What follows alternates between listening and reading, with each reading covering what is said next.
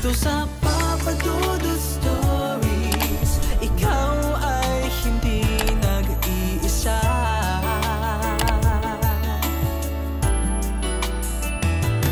Dito sa Papa Dudut Stories, may nagmamahal sa'yo.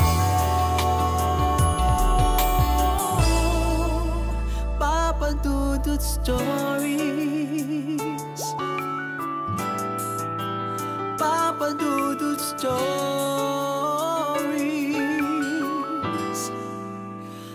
Sabi ng mga kakilala kong paranormal experts, kadalasang manifestations ng mga multo ay nakakonfine talaga sa mga tahimik na lugar. Tulad na lamang ng simbahan, sementeryo at mga abandonadong gusali. Doon sa mga sulok na hindi gaanong napupuntahan ng mga buhay. Pero Papa Dudut, hindi ko ini-expect na pwede rin palang pamahayan ng mga multo ang mga lugar tulad ng eskwelahan, lalong-lalo na ang mga libraries.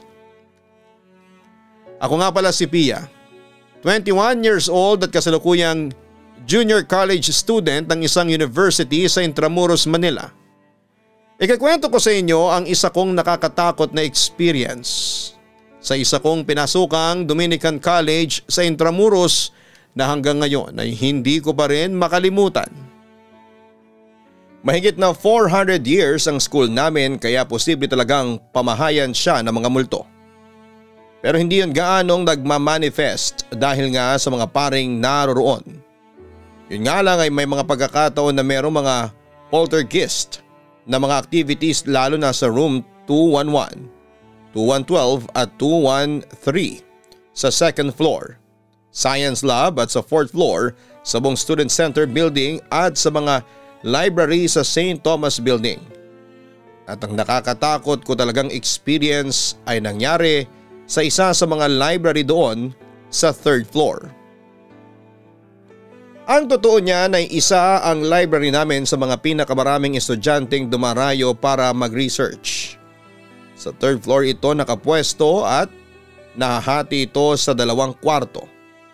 Mula sa hagdan at elevator, lilingon ka sa kaliwa at makikita mo ang 2 pinto na magkatapat. Ang pinto sa kaliwa ay ang Filipino section ng library kung saan matatagpuan ang Philippine published books at mga librong Pinoy ang author. Dito ako madalas tumatambay kasi maaliwalas ang paligid. Sa kanang pinto naman ay naroon ang foreign section kung saan ang mga librong makikita mo ay published sa ibang bansa o foreigner ang author.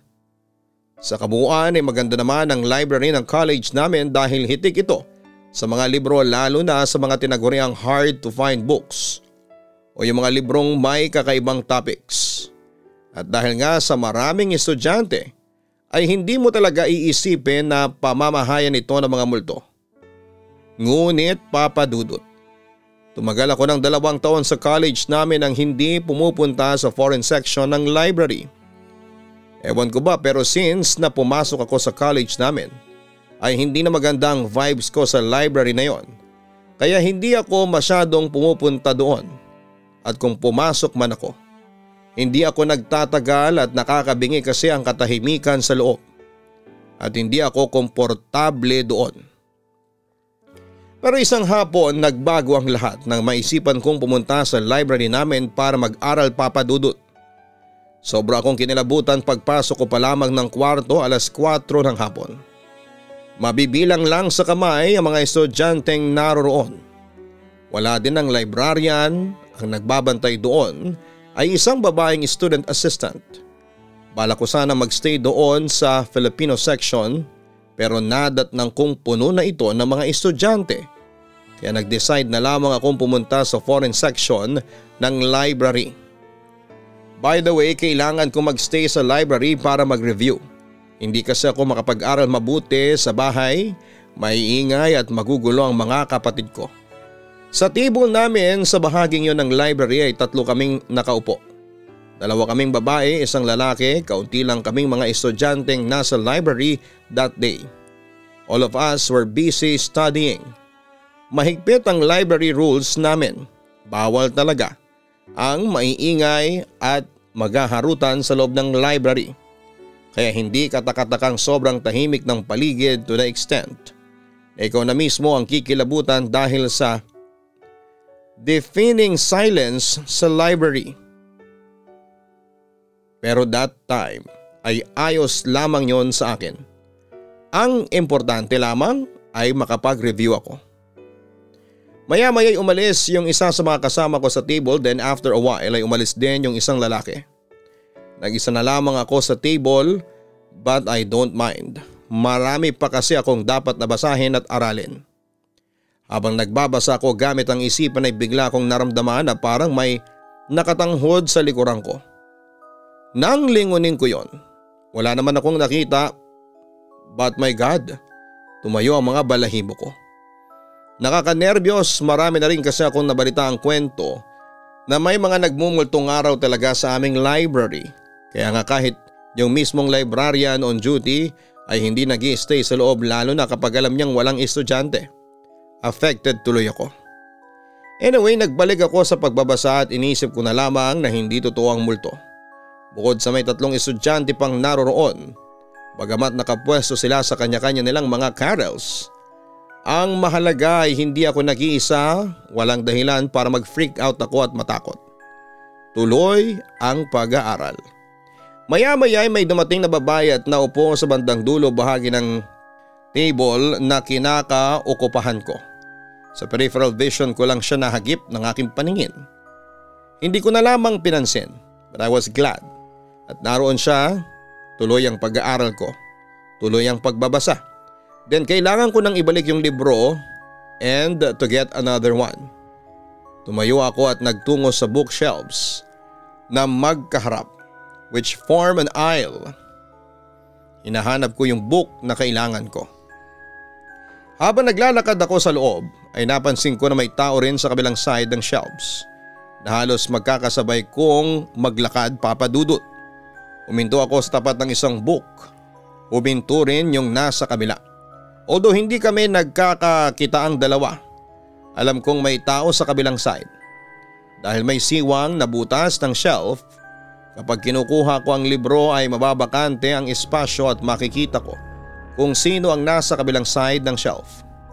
As it is ay kinuha ko ang librong nasa tapat ko to see the person behind the shelf. Pagkuha ko ng libro ay laking gulat ko at walang ulo.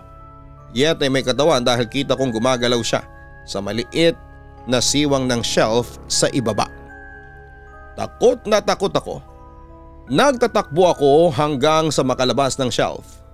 Sinilip ko yung lagusan ng kabilang shelf pero wala ng tao. Hindi ko alam kung papaano ipapaliwanag yung nakita ko at nasaksihan ng dalawang mga mata ko. Bumalik ako sa aking table at naupo at noong ko lubusang natignan yung babae na nakashare ko. Pagtingin ko sa kanya ay kamuntik na akong mapasigaw. Isang babaeng galit na galit ang nakatitig sa akin. Namumuti ang kanyang mukha na parang bangkay at namumula ang kanyang mga mata. Isang hindi pangkaraniwang itsura ang aking nakita at napatayo ako mula sa aking kinakaupuan. Sa sobrang kabiglaan ay natumba ang silyang inalisan ko. Lumika ng ingay at dahil doon ay nagtinginan sa akin ang ibang tao sa library pero hindi ako nahiya. Bagkos ako ay nakadapa sa relief at nawala yung multong cashier ko sa table dahil sa atensyong ibinibigay sa akin ng mga tao. Humingi ako ng dispensa at dali-daling lumabas ng library. Papadudot iyon ang unang experience ko na makasaksi ng isang kababalaghan. Kaya hindi ako nakatulog ng gabing yon sa aking kwarto at kung maidlip naman ako. Pumapasok sa panaginip ko yung babaeng nakashare ko kanina sa mesa sa library. Dahil doon ay magdamag akong binuksan ang ilaw ng aking kwarto at sa halip ay pinilit kong huwag matulog dahil ayaw kong mapanaginipan ulit ang babaeng yon. Kinabukasan ay pumasok ako sa library ko ng masamaang mood. Tahimik lamang ako noon at matamlay. Napansin ng mga kaibigan ko ang aking mga ikinikilos kaya nagpasya siyang alamin sa akin ang kadahilanan. Hindi yata maganda ang mood mo, Pia. Bakit? Usisa ni Faye, isa sa mga kaibigan ko na nakablock ko ng section. Matataas naman ang nakuha mong mga grades kahapon sa Philippine Literature at Ecology. Dagdag pa niya. Puyat kasi ako eh. Hindi ako nakatulog kagabi kakaisip doon sa nangyari sa akin sa library kahapon. Sagot ko naman sa kanya. Sumingit naman si Eder sa usapan namin. Siya lang ang kaisa-isang lalaki na kasama sa aming grupo. Bakit? Ano bang nangyari sa iyo doon sa library? Usisa niya. Wait, saang library ka ba tumambay? Muling tanong ni Faye sa akin. Agad ko namang sinagot ang mga tanong sa akin ng mga kaibigan ko. Doon sa foreign section, hindi ba may usap-usapan na haunted ang library natin yun? Oo, haunted nga siya. Pero hindi masyadong nagmamanifest sa mga multo doon kasi maraming estudyante ang pumapasok doon, ang sabi pa ni Eder. Nung pumasok ako, 4:00 na yun ng hapon. Wala nang masyadong tao sa loob. Sabi ko naman. Nakakita ako ng mga multo doon sa shelves at sa table doon sa bandang dulo. Pagkatapos noon ay ikinuwento ko na nga sa kanila ang kabuuan ng aking experience. Pagkatapos noon, Papa Dudut, ay meron din silang ikinuwento sa akin na spooky experience sa library. Lalo na sa banyo ng library. Ayon kay Eder ay meron daw nagpapakitang white lady sa men's restroom ng foreign section library. At nagpakita daw yon sa kanya nang minsang pumunta siya doon. Kaya never na akong gumamit ng restroom ng library kasi nakakatakot talaga, ang sabi pa ni Eder. Ikinuwento pa niya na kapag tinatawag siya ng kalikasan habang nag-research sa library, ay lumalabas pa raw siya ng St. Thomas Building at doon pa siya nagpupunta sa restroom ng katabing Student Center Auditorium. Ako din may nakakatakot na experience din sa library. Nakita ko na rin yung sinasabi mong estudyanteng walang ulo na nagpapakita sa mga shelves. Kwento naman ni Faye. Akala ko nung una ay namamalik mata lamang ako. Pero nang magpakita pa ulit yon sa akin, ng pangalawang beses ay nag-freak out talaga ako. Kaya nga simula noon ay hindi ako pumupunta sa mga bookshelves ng mag-isa. Pagpapatuloy pa niya. Sa puntong yon ay nakahinga ako ng maluwag dahil hindi lang pala ako ang may nakakatakot na experience sa library namin. Kaya simula noon ay hindi na namin hinangad, Papa Dudut, na pumasok pa sa foreign section ng library kung hindi man kinakailangan. Pero Papa Dudut, dumating din ang panahon na kinakailangan kong pumasok sa loob para mag-research. Natatandaan ko na nasa second semester na ako ng pagiging sophomore. Nagpa-research sa amin ang aming professor sa Theo 104 o Sacramental Theology tungkol sa isang topic na makikita lamang sa mga theology books na nasa foreign section library. At dahil sa hindi na ako nasa black section that time, ay hindi ko masyadong kaklose sa mga kaklase ko doon. Kaya wala akong choice noon kundi ang mag-research ng mag-isa sa library. That semester ay magkakasunod ang mga subjects ko at ang bakanting oras ko lamang noon ay ang 4:30 p.m. at 6 p.m. at 5 p.m. pa lamang ay nagsasara na ang lahat ng library sa loob ng college. Kaya dali-dali akong pumunta noon ng St. Thomas Building para humabol sa research.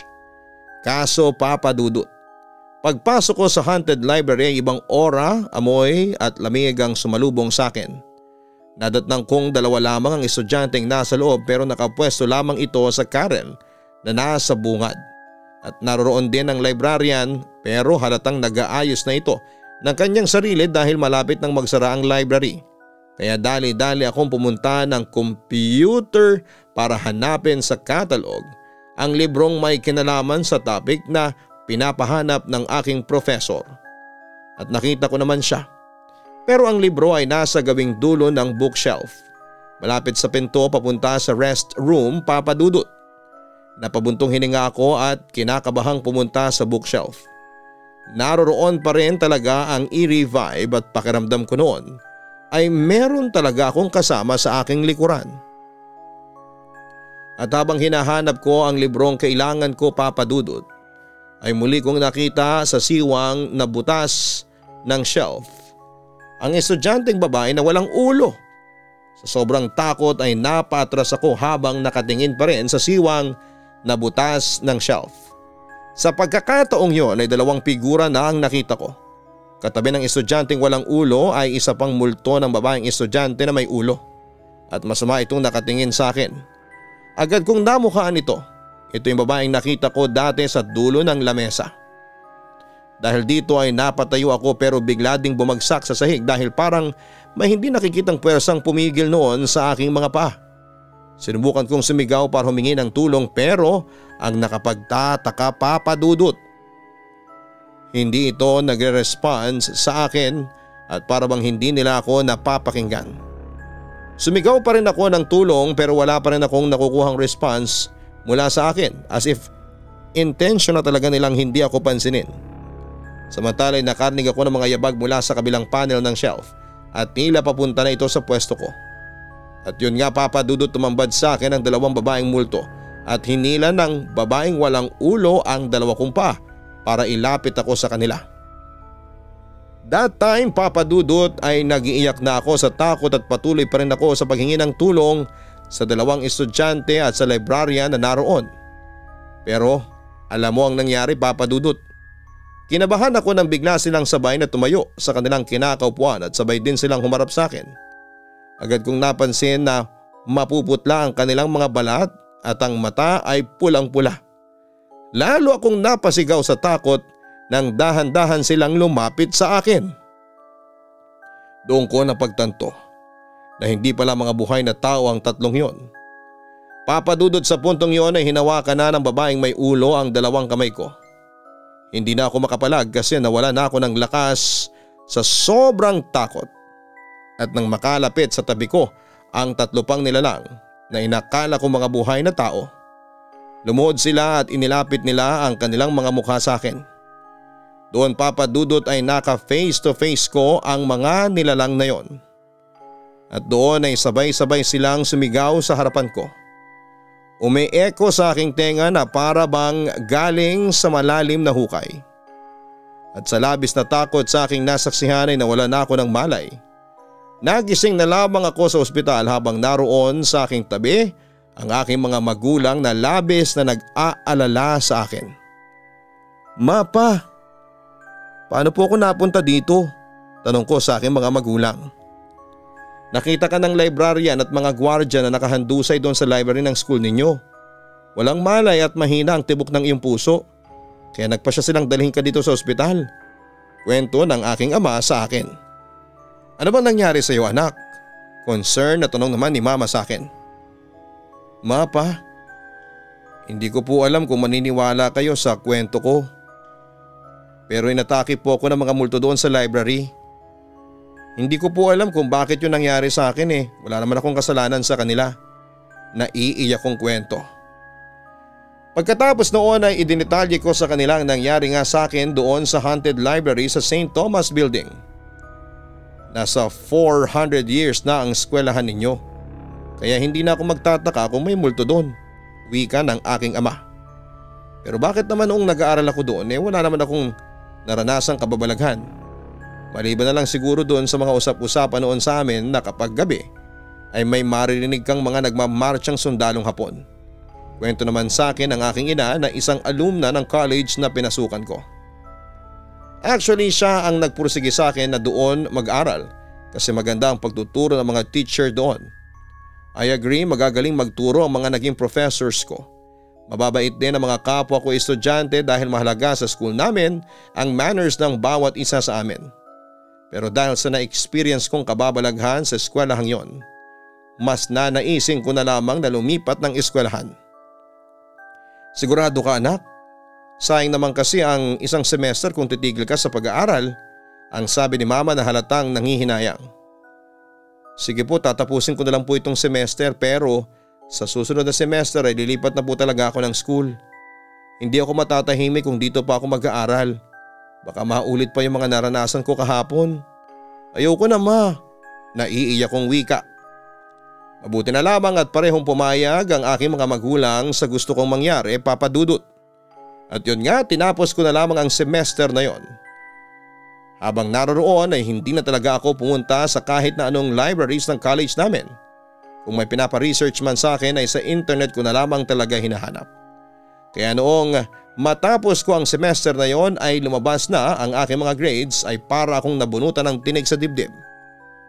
Samantala ng sumunod na semester ay nag-transfer na ako sa katabing university sa Intramuros pa rin. Pero kahit na anong gawin ko ay hindi pa rin maalis sa isipan ko yung nangyari sa akin. Dahil doon ay hindi na ako nahiyang magpakonsulta sa psychiatrist at sa isang pare. Doon ay naging madasalin ako.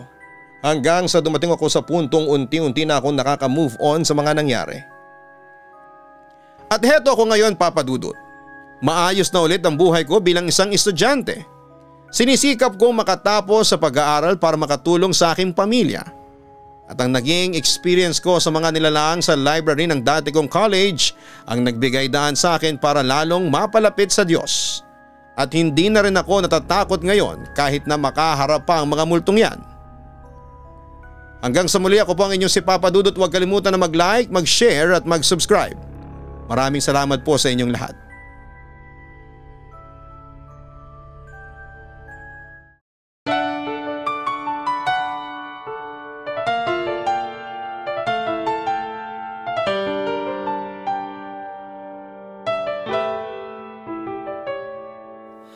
Ang buhay ay mahiwaga, laging may lungkot at saya. Sa Papa Dudut Stories, laging may karamay ka.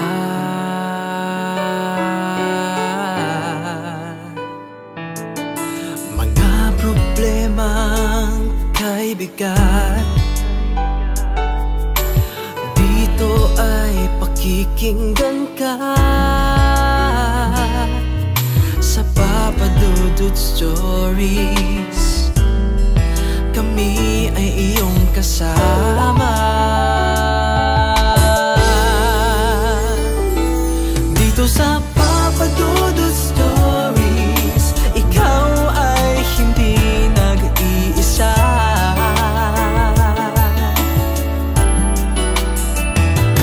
Dito sa Papa Dudut Stories, may nagmamahal sa'yo.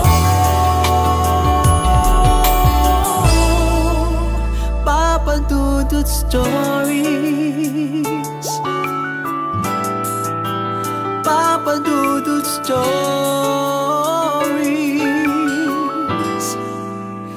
Papa Dudut Stories.